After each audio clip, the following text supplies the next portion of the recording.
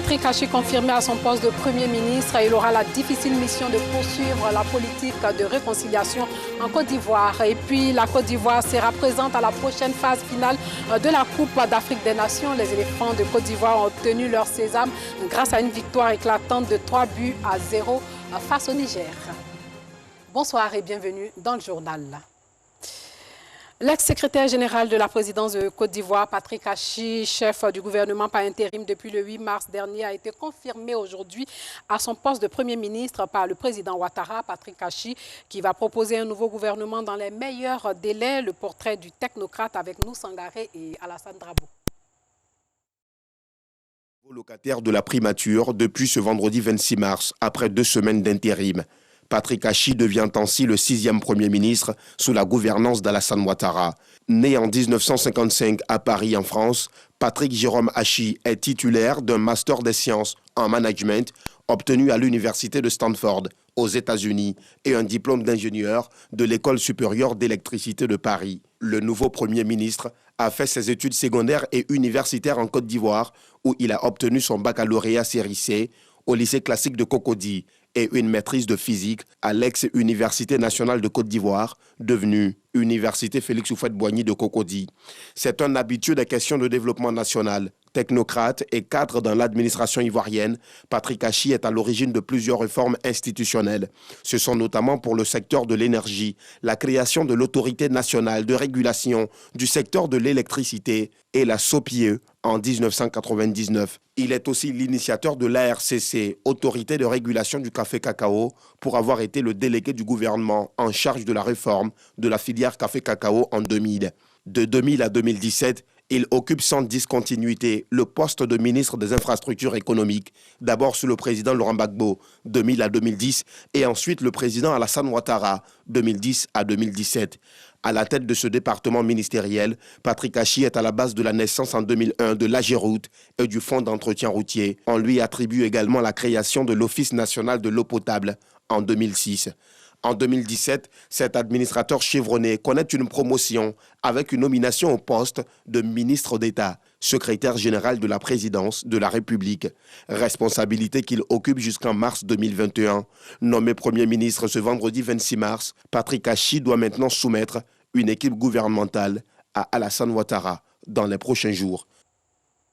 La maladie à coronavirus continue de sévir en Côte d'Ivoire. Le Conseil national de sécurité prolonge donc l'état d'urgence au 30 juin 2021. Lors de la réunion du CNS, la vaccination est élargie aux personnes de 18 ans et plus.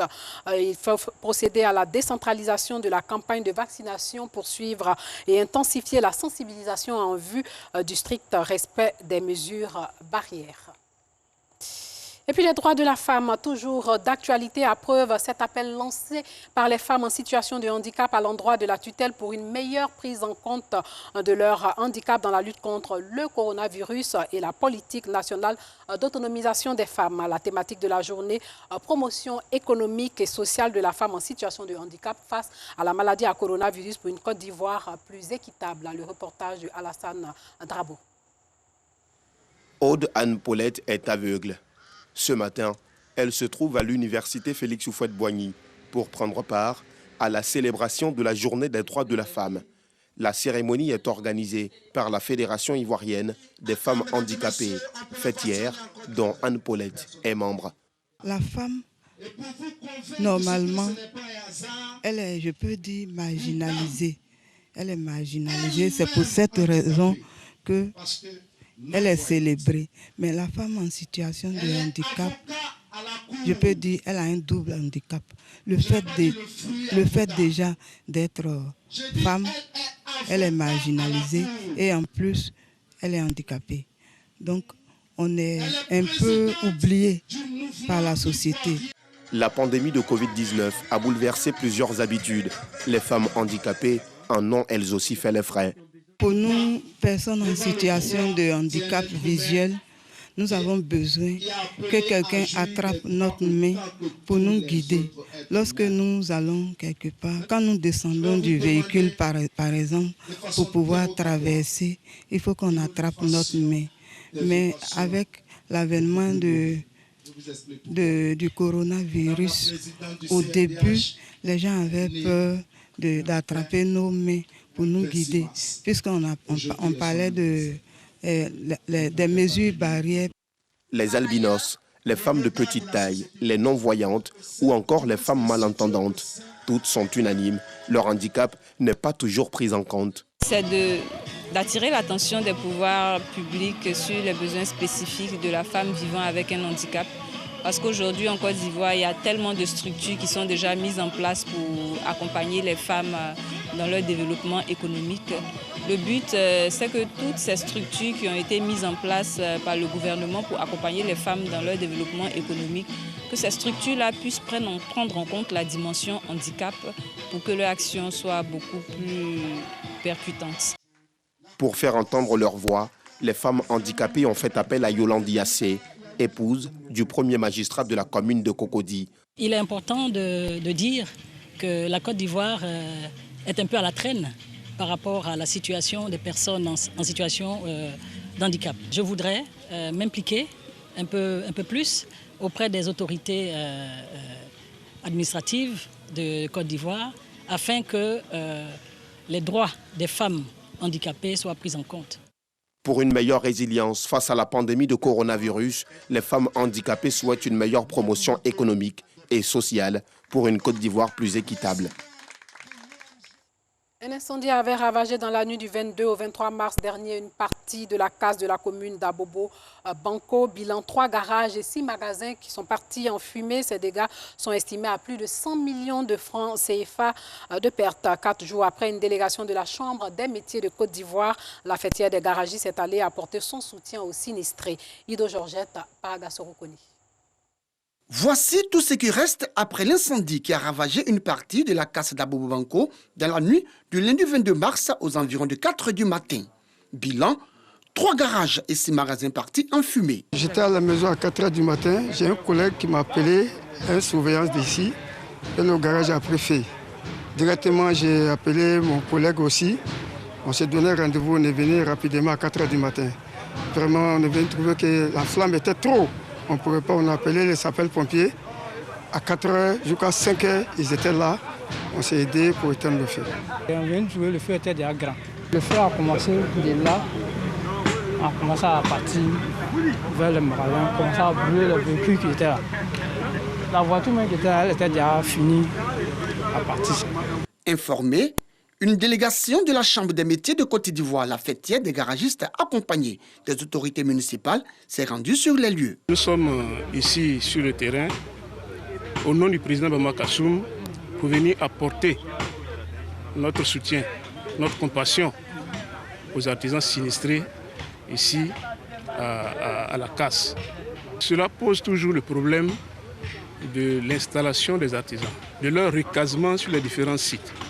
Et à ce niveau, le gouvernement a beaucoup fait, a beaucoup travaillé, mais nous disons qu'il y a encore beaucoup de travail à faire.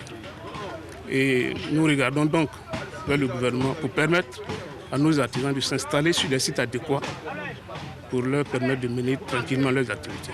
Si les espaces étaient aménagés convenablement, espacés avec des installations dans les normes, je pense que c'est des choses qu'on peut éviter. C'était vraiment très important que nous arrivions là pour nous enquérir des dégâts et puis rendre compte à l'autorité municipale.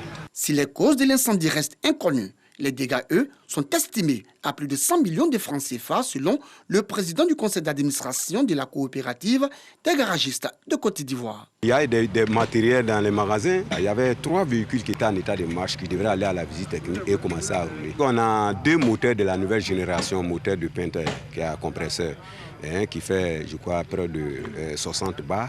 Donc les 2 compresseurs sont partis.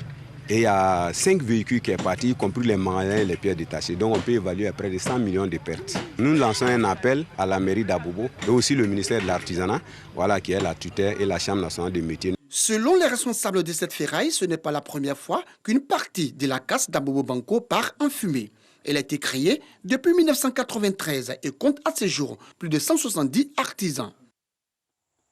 Responsables et membres des coopératives producteurs de cacao de la région de l'Agné-Bichiassa ont été récompensés pour leur abnégation au travail et leur engagement au bien-être de la communauté de la dite région. C'était hier à la salle des fêtes de la mairie d'Arboville à l'occasion de la célébration des 18 ans d'existence de la société coopérative ivoirienne de négoce de produits agricoles SIMPA, la SIMPA, qui a offert des béquilles et des fauteuils roulants aux personnes en situation de handicap et des motocyclistes aux meilleurs paysans. Salle des fêtes de la mairie d'Arboville. Ses responsables et membres de la coopérative, mais aussi ses producteurs de cacao de la région de l'Agné-Bichiassa, distingués et honorés pour leur sens élevé de la responsabilité et leur abnégation au travail bien accompli. Cérémonie de distinction qui s'inscrit dans le cadre de la célébration des 18 ans d'existence de la société coopérative ivoirienne des négoces de produits agricoles SIMPA, créée en mars 2003. Nous avons commencé à 150 membres et aujourd'hui nous sommes à 3500 membres. 18 ans aujourd'hui, nous voyons qu'il y a de l'évolution. Vous-même vous voyez ce qu'on a pu faire ici aujourd'hui. Beaucoup d'œuvres sociales ont toujours été faites aux démunis et ces gens-là en ont besoin. Au moment où ils ont besoin, ils viennent vers nous, on arrive à le faire. Et ça, c'est une fierté pour nous. Les bénéficiaires n'ont pas manqué de traduire leur reconnaissance aux responsables de cette société coopérative. Ça me fait chaud au cœur parce que j'ai été fonctionnaire et à la retraite, je me suis mis à travailler la bourse. Je suis très heureux d'être distingué aujourd'hui et je vais doubler d'efforts pour toujours être honoré. La SIMPA, c'est une société coopérative qui aide beaucoup les femmes. Surtout moi, je suis une femme productrice café cacao. Ce n'est pas permis à tout le monde de reconnaître les bienfaits d'une personne. Il a reconnu tout ce que j'ai fait pour lui, voilà pourquoi il m'a honoré. Cette cérémonie de célébration des 18 ans de la SIMPA et des distinctions a bénéficié du soutien des autorités administratives et des chefs traditionnels de l'Agné-Bichiassa, des présidents de conseil d'administration des coopératives Café Cacao de Côte d'Ivoire, des responsables du conseil Café Cacao et des hommes du monde du football. C'est une société citoyenne. Ici, vous avez vu tous les chantiers qui ont été ouverts, ils se sont engagés. La lutte contre le travail des enfants dans les plantations. Mais au-delà, l'autonomisation de la femme, ils se sont engagés. Mais il y a un volet social qui a suivi. Construction d'écoles primaires, construction de centres de santé, équipement de centres de santé, réhabilitation de centres de santé et j'en passe. Projection de films institutionnels, dont aux femmes de la coopérative et aux personnes en situation de handicap, coupure de gâteaux, coupure symbolique du ruban et remise des clés du siège de la Chambre nationale des rois et chefs traditionnels de l'Agné-Bichiassa réhabilités par la SIMPA. Visite des locaux et de l'unité de transformation du cacao et du café de la SIMPA. Des temps forts ont également meublé cette célébration des 18 ans d'existence de la SIMPA.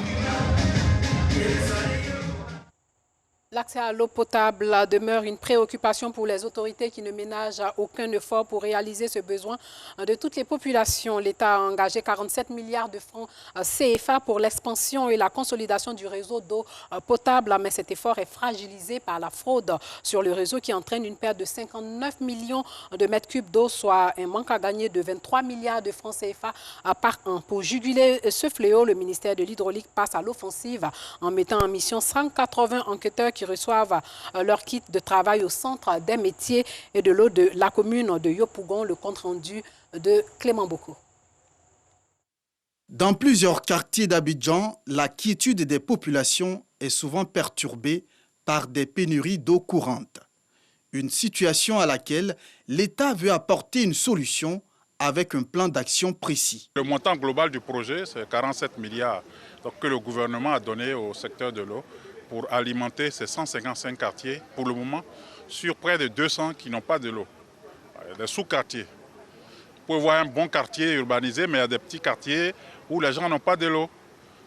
Et ils sont obligés d'appeler des fraudeurs pour venir piquer sur le réseau dessus et distribuer. Et eux, ils passent chaque jour pour encaisser l'argent. Souvent même, ils impriment des factures SODECI. Pour combattre la fraude sur les réseaux d'adduction en eau potable, 180 enquêteurs sont formés et mis en mission par le ministre de l'Hydraulique. Une aubaine pour ces jeunes qui font leur entrée dans le monde du travail. Nous, à notre niveau, c'est aller sur le terrain, c'est vérifier toutes sortes d'anomalies qu'on peut constater qui empêchent la SODECI de pouvoir récupérer ce qu'elle injecte comme argent et puis signaler ces anomalies, faire aussi de la sensibilisation auprès des personnes pour que ces personnes puissent avoir elles-mêmes leur compteur. Pour le bon déroulement du travail des enquêteurs sur le terrain, le ministre de l'Hydraulique fait une mise en garde. Lorsqu'on trouve quelqu'un sur le terrain qui est en plein pied dans la fraude, que nous l'avons saisi, ben écoutez, il fera la prison. Hein. La règle va s'appliquer. Donc je profite pour lancer un appel à la population, aux parents, que ceux des enfants ou des parents qui sont dans la fraude, dès maintenant, il n'est qu'à leur demander de quitter et de se mettre en règle.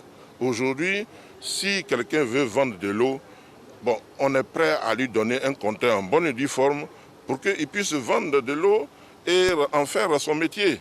Mais aller piquer de l'eau dans nos canalisations de manière frauduleuse, ça c'est répréhensible.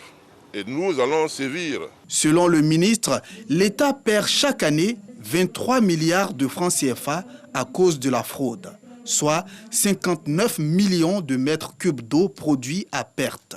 L'action des enquêteurs pourra réduire considérablement ces chiffres dans les années à venir, selon le ministère de l'Hydraulique. Sachez que la Côte d'Ivoire sera présente à la prochaine phase finale de la Coupe d'Afrique des Nations. Les éléphants ont obtenu leur sésame grâce à une victoire de 3-0 face au Niger.